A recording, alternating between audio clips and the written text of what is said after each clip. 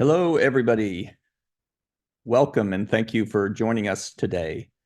My name is Patrick Mullane, and I'm the Executive Director of Harvard Business School Online and Executive Education.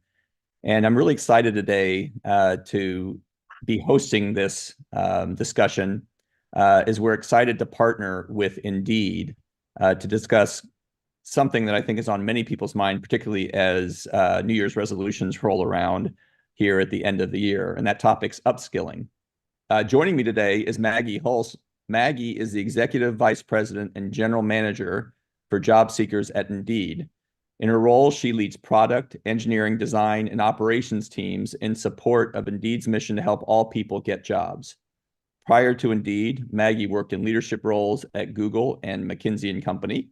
She earned her bachelor's degree from Harvard, just a little ways from where I'm sitting right now, and an MBA from Northwestern University. So Maggie, it's great to see you, and thanks for taking the time to talk with me today. Pleasure to be here. Thank you for having me. Today, we're going to talk about attainable ways to upskill, particularly in light of an AI revolution that I think most of us are aware of, and share advice for those interested in advancing or transitioning their careers in the new year. I'll start with a few questions for Maggie, and then we'll hope to answer some questions from the audience. I think we're going to have time for that. You can submit questions via the Zoom Q&A or through Facebook, LinkedIn, and YouTube channels. Individuals from HBS Online and Indeed career experts are on hand to answer your questions. So with that introduction, are you ready, Maggie? I'm ready. All right, awesome. So let's get to the big question, which I think is one that's very obvious as it's in the news a lot with respect to future of careers and AI. And that's this, is will AI replace my job? And with that in mind, if you could talk broadly about how you see AI affecting the job market and also individuals and what trends you expect to see with this new innovation. Absolutely. So we do a lot of research on this as Indeed, and our research shows that pretty much nearly every job is going to be affected by AI in some way. It's as big a transformation as the internet itself, honestly, is how we see it. So we have an economic research team called the Hiring Lab, and earlier this year, we analyzed 55 million job postings and more than 2,600 skills to figure out how exposed different jobs would be to generative AI. And what we found was 20% of jobs face very high exposure. That means 80% of the skills can be done by AI. 45% are medium. So that's like 50 to 80% can be done by AI. And 35% are low exposure. So what's interesting is, well, okay, which are the roles that are most exposed? Knowledge workers, right? Roles that are more about logic, rules, math, process. That's like software engineering, IT, math, also legal, accounting, HR, communications. And those less likely to be affected, things that need more in-person presence. So like nurses, childcare, beauty, drivers. So we like to think about this as sort of a companion. If you think about 50% of your skills being done by AI, it could be pretty productivity enhancing. It could be a great thing. That said, there likely are jobs that will be totally changed or may go away because of AI. We know that. So I think, one of the things that we say often is the mix of jobs, it's definitely going to change. The workforce is definitely going to change because of AI. And so no matter where any of us are in our career journeys, we're going to have to keep learning new skills, and change can be scary, can be daunting, but it also means we can learn new ways of working. And hopefully, as our work evolves, it will end up being more fulfilling work that increasingly work that only humans can do. And obviously, when it comes to learning new skills, Harvard has a lot to offer. I think the last thing I would add here is in terms of interest that we see about AI on Indeed, total jobs mentioning AI have been relatively flat year to date, actually, but that's in part because jobs for technology roles and math roles in particular are down year to date. Jobs mentioning generative AI are actually up 20x year to date, and searches for jobs for generative AI are up 40x. So there's a ton of interest, albeit from a very low base. These jobs are still less than 1% of all jobs on Indeed, but hopefully it gives some context on the trajectory. Yeah, one thing you mentioned there that I think is an important point for people to remember too is that while this is certainly, as you said, I think, and I agree, one of the most important innovations since the internet itself, history is replete with examples of new technologies where people are convinced it's going to ruin the job market. And in every case, what's happened is it shifts it and grows it in ways that we just can't anticipate. And I suspect that'll be true in AI too. And it sounds like I don't want to put words in your mouth, but it sounds like you would agree with that statement. Absolutely. Absolutely. Awesome. And so with that context, what do you think will be the most sought after skills that job seekers can develop if they're going to thrive in an age when AI will become more relevant? Yeah, so if we believe AI will change how we find jobs and how we work, and actually that, per our research, it actually may be better at some of the technical skills than humans are. So we see that coming, but we also know that there's always going to be a need for skills that are uniquely human. So what are those? Creative thinking, analytical judgment, communication, emotional intelligence, negotiation, leadership, even, detecting bias, which is so important for us to be aware of as we think about the use of AI. And, investing in developing these skills is really important because these skills are very transferable across roles and industries. And we actually see employers placing increasing emphasis on looking for these uniquely human skills. So I think that's the first really important point to keep in mind. And I think that's it bodes well for people, yeah. Right? That's so important. Now, in the age of AI, for many roles, I think it's also important that you invest in building, tech literacy. So I would say it's important to learn about the basics of AI, including, again, like how to keep an eye out for some of the bias that comes with it. And if you want to work in a more analytical role, or you already work in an analytical role, I think the last thing I would say that's very specific here is if you could pick one skill, I would say learn Python. It's the leading language in machine learning in many fields, and that's a very specific one that I think most people will find very helpful. And ironically, it's something Python programming is something that a lot of these models can do pretty well, but they still need a human to give the prompts and the input to get the end product right. I couldn't agree with you more. And I wrote a column in this regularly for Forbes, and one of the ones that I wrote recently was about how a lot of the fundamentals are still true. You mentioned EQ and leadership, and I've always argued that the two of those combined are the most powerful skills somebody can have, no matter the context.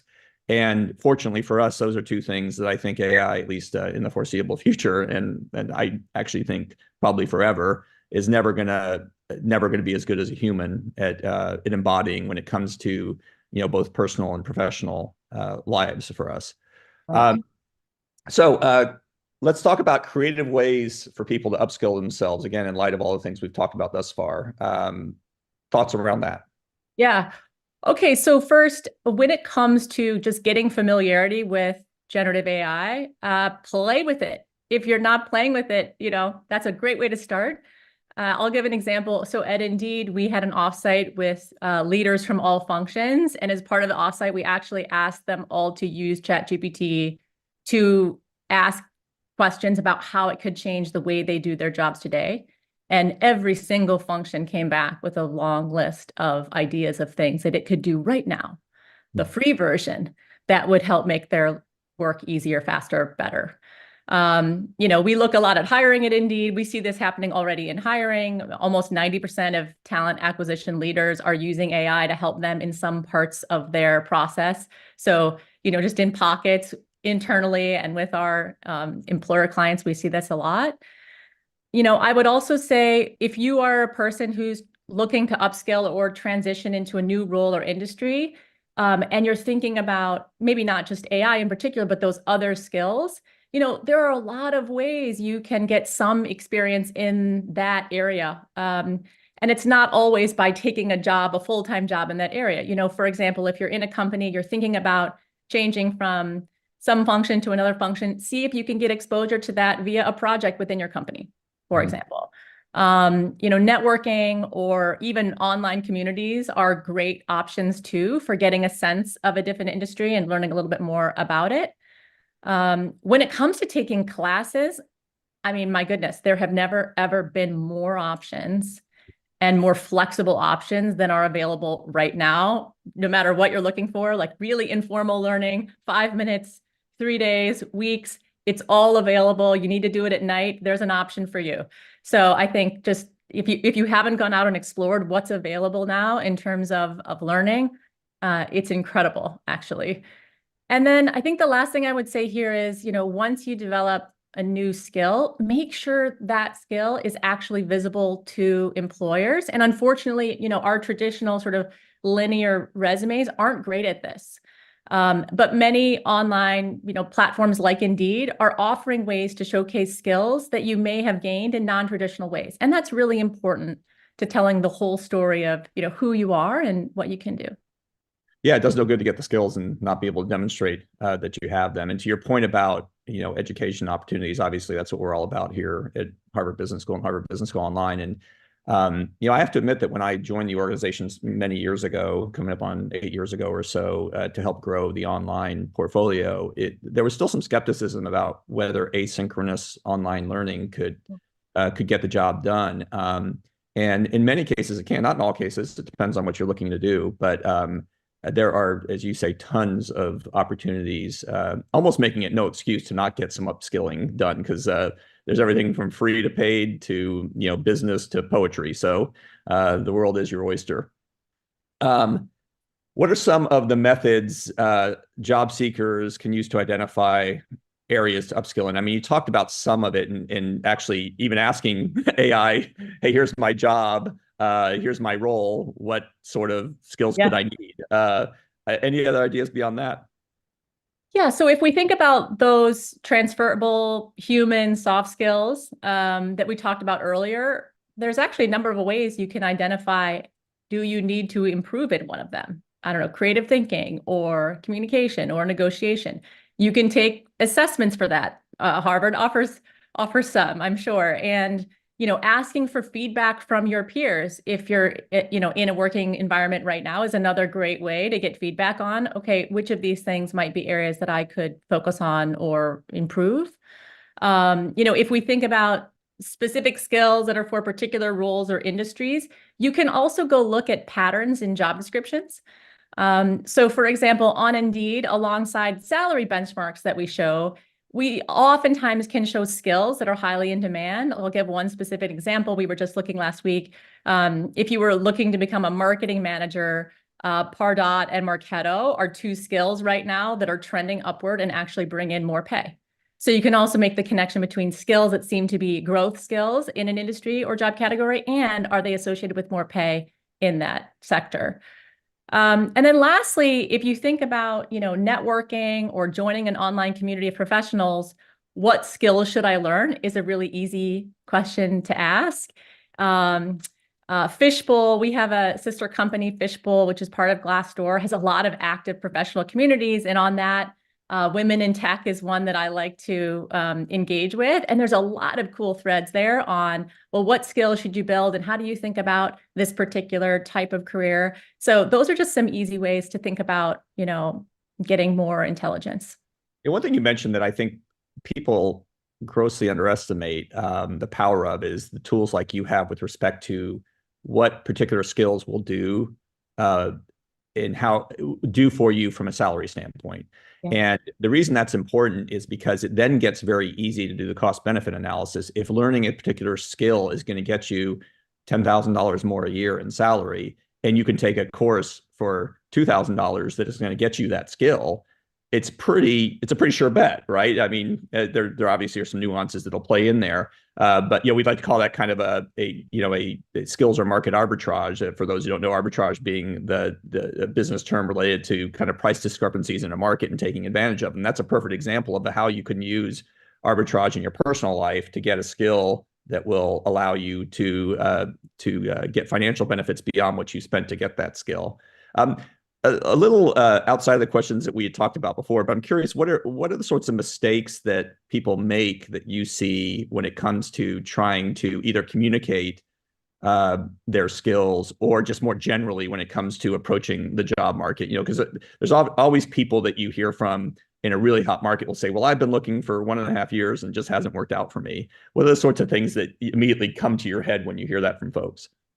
Yeah, well, I think it's important to not assume that the employer can take from the resume all of the skills that you have. Employers really do struggle. And again, we study this problem in depth as part of what we do at Indeed. They struggle and they get wrong a lot what skills you might have based on past roles and responsibilities.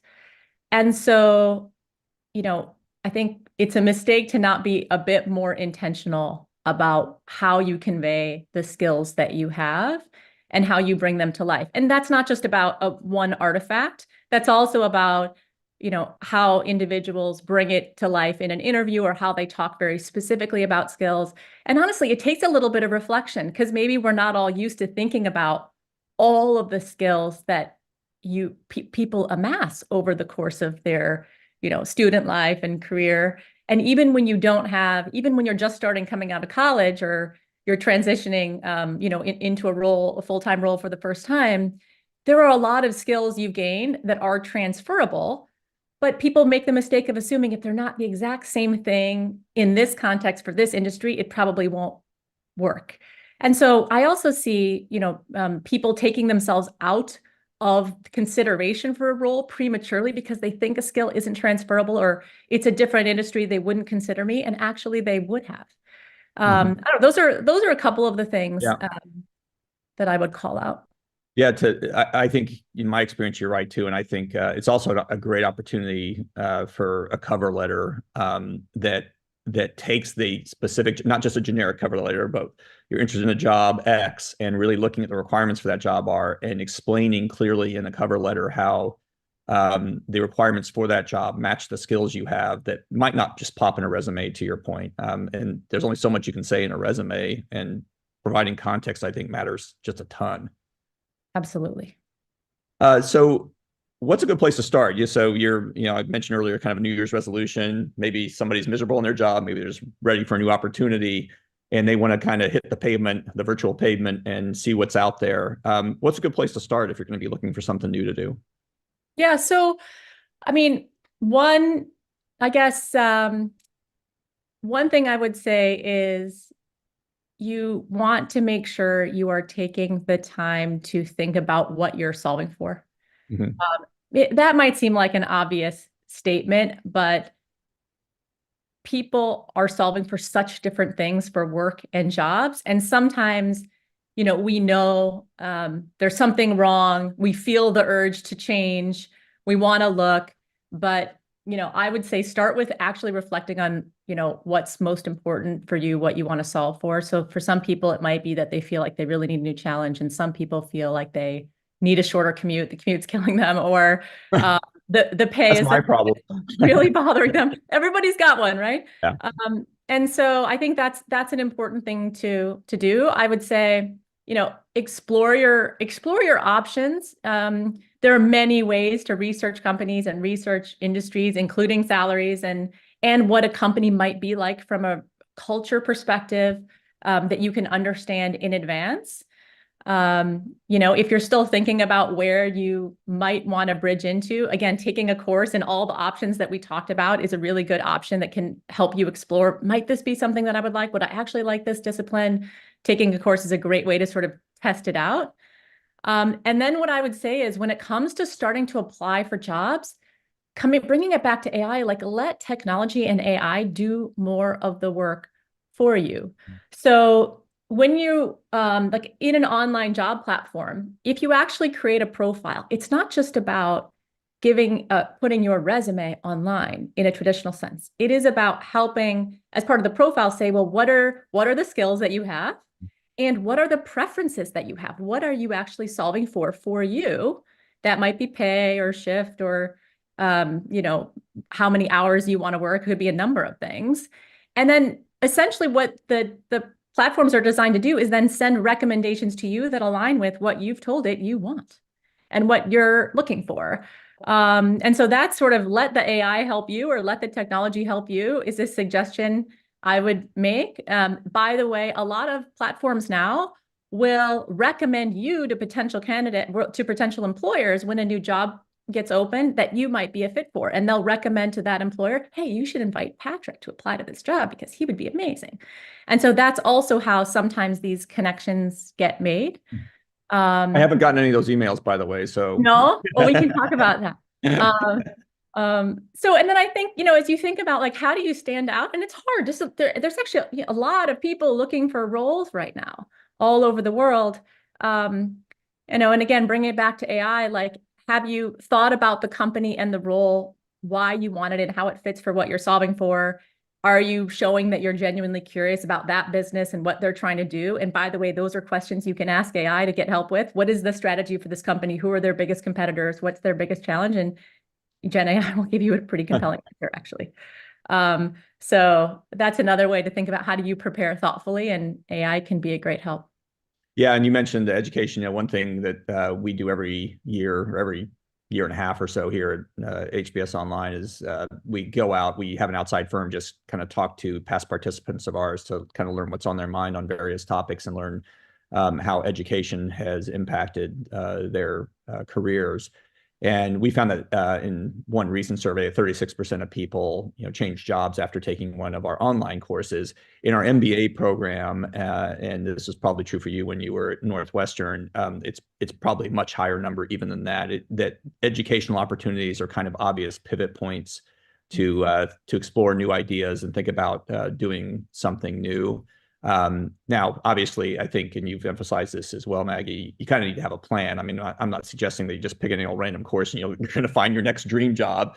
But the combination of thinking through what you want to do, how you might want to pivot from what you're doing now, how education fits into that, and how you use technology to kind of sort through all of that, I think is an interesting one. And I do think that AI has made it easier in many ways for the reasons you said. You can learn so much so quickly by using the tools that are publicly available.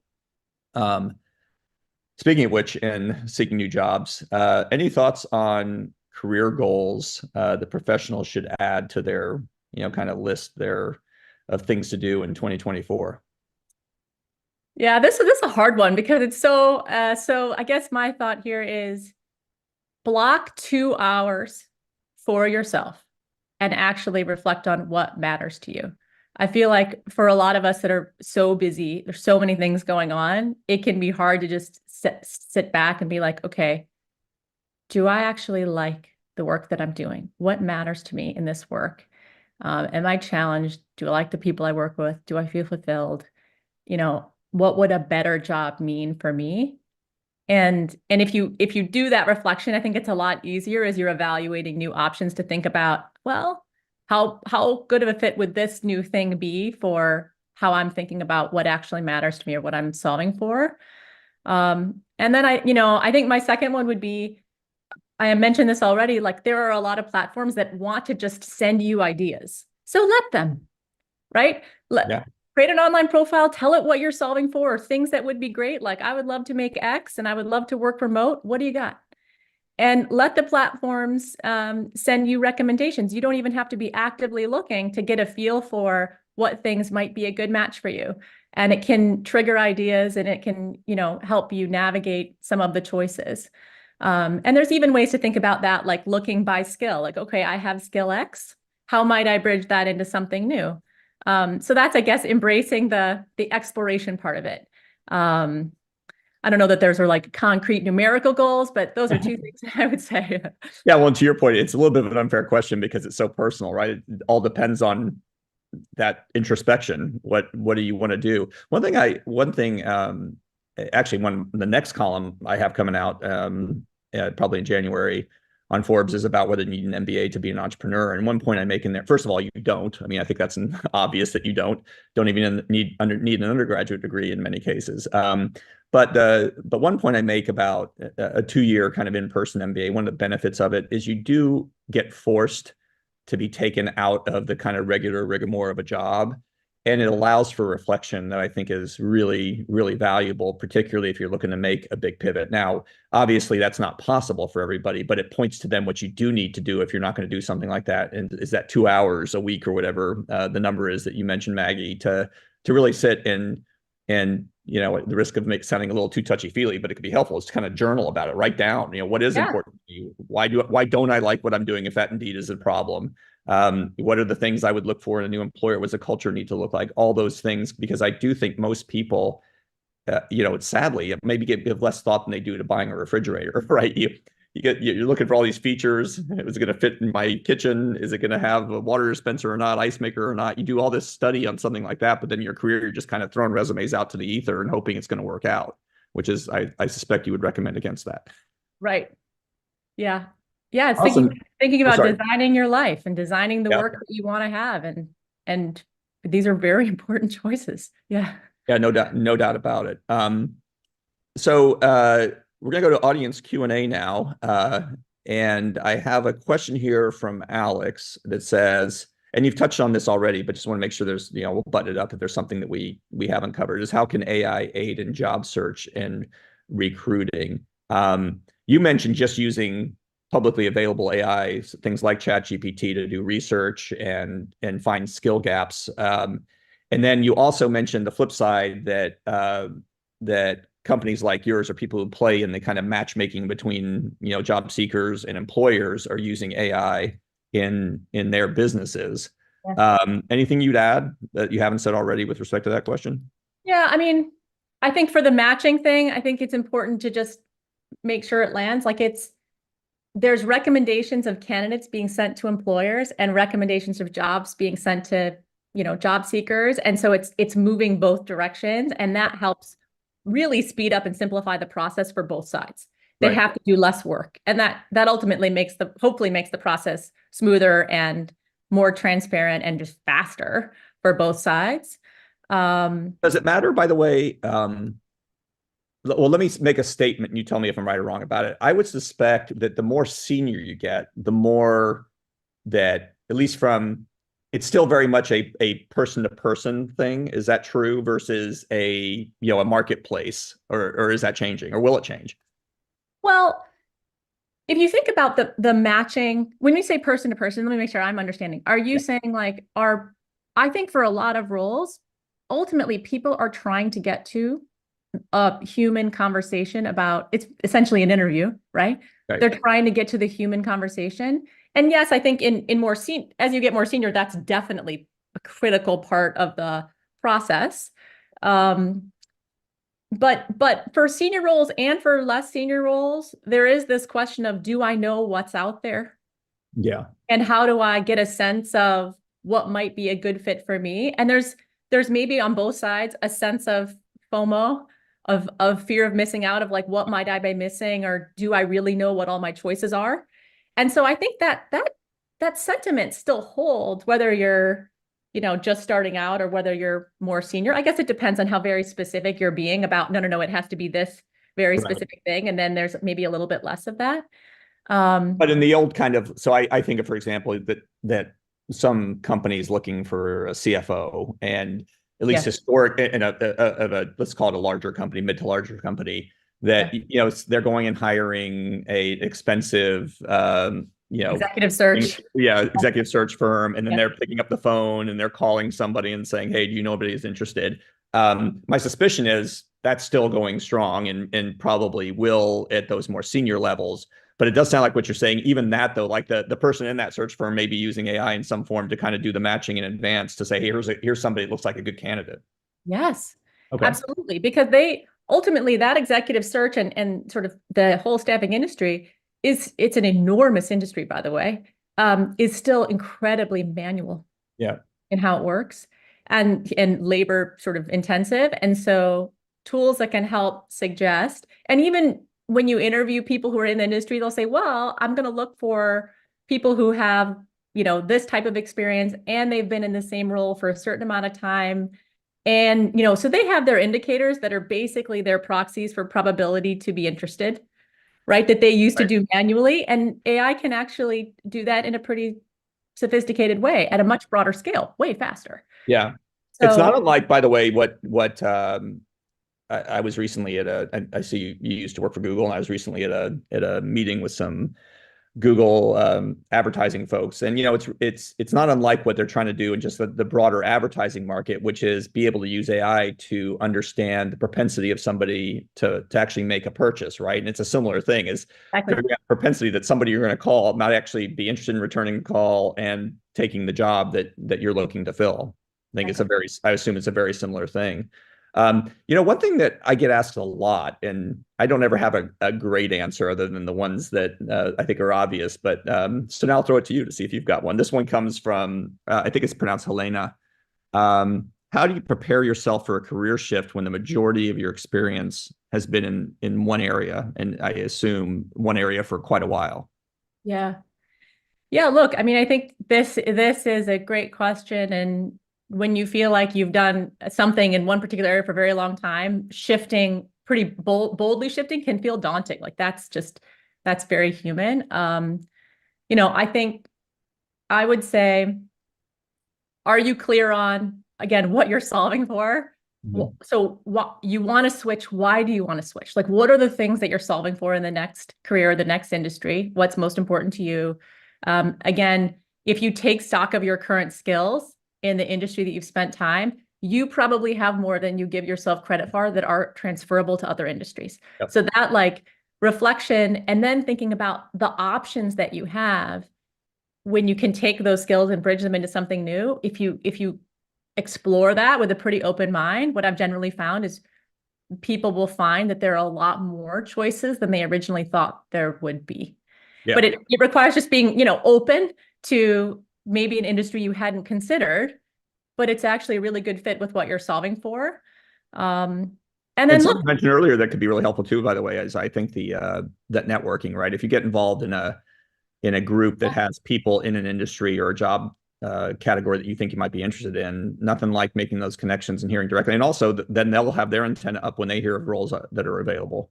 Absolutely. Absolutely. And then if there's something really important for that next industry that you need to learn, as we've talked about before, there are lots of ways now to get that skill that can happen in advance of getting the job without taking, another 5 years or something. Like there are pretty fast ways, efficient ways to get a skill that could really help you bridge into that new industry or new role.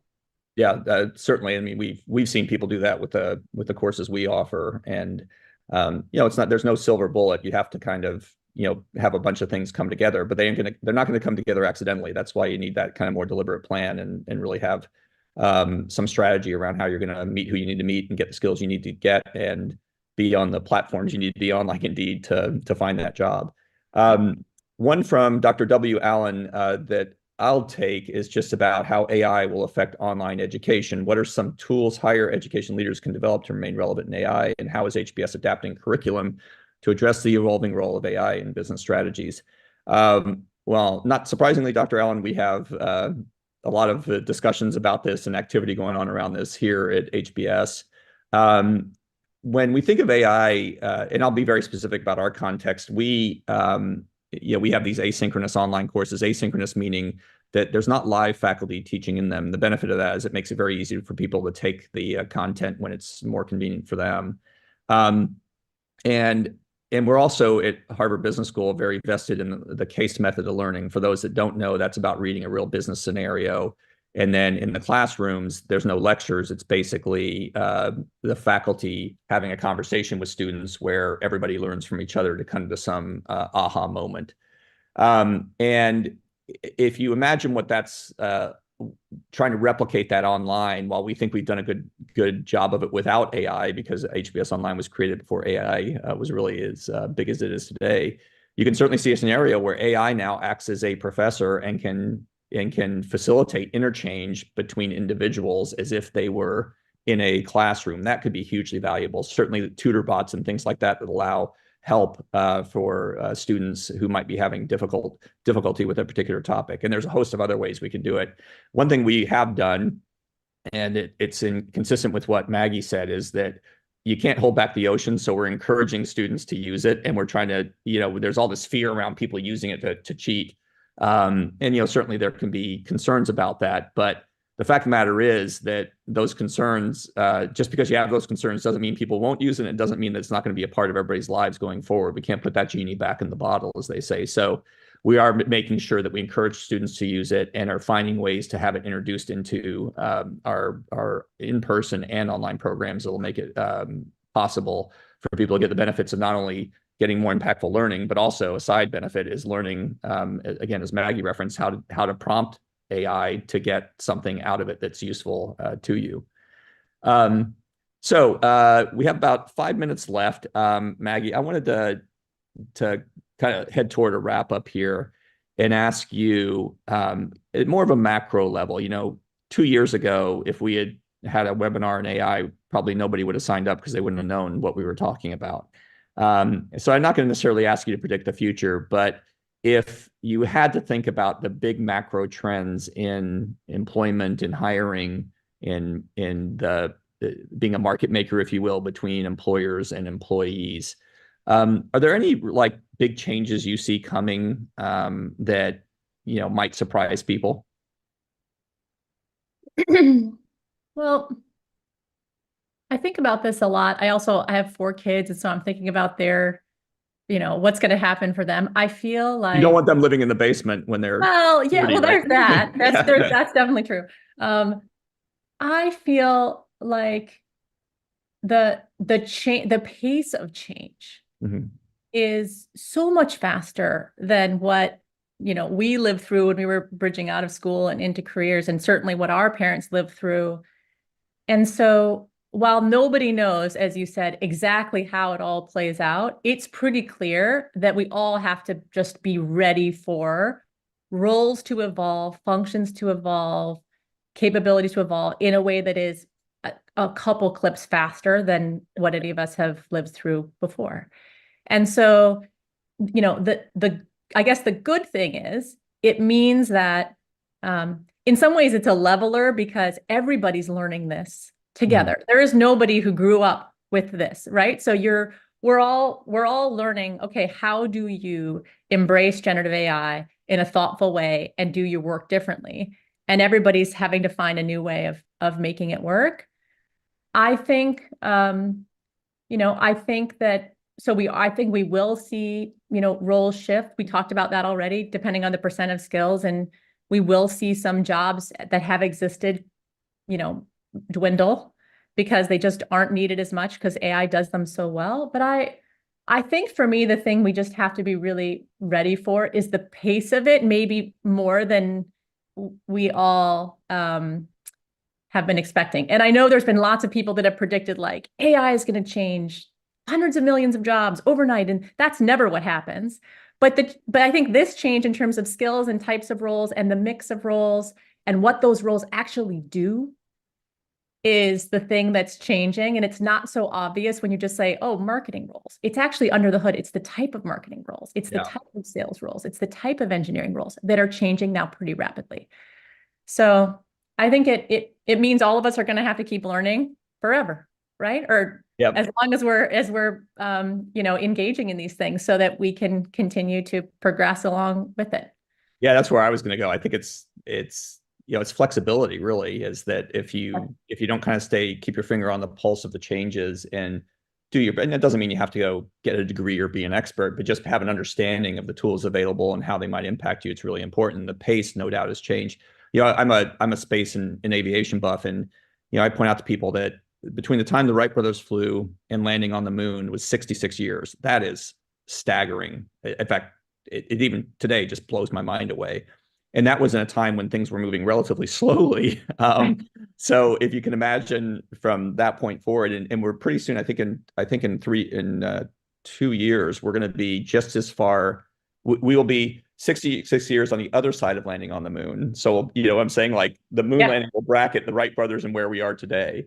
And the pace of change has accelerated substantially since it has between 1903 and 1969. So if there was a word that I would throw out, it is that word of flexibility, is that we're just going to all have to be much more flexible given the pace of change, as you mentioned, because and that's why it's kind of an unfair question, because asking you to predict it, as I often say, if I could predict it, I'd quit this job and play the stock market because I'd be the richest man in the world. So we'd all be very rich. Well, Maggie, with that, I just want to thank you so much. It's been really fun for me. Always enjoyed talking about this topic. I know there's lots of other people in the world who are very excited about the topic as well. Thanks to everybody who did join us around the world for this webinar. We really appreciate it. I think we have links in some of the social channels here if you want to learn more about Indeed and Harvard Business School online and more about the topics that we've been discussing.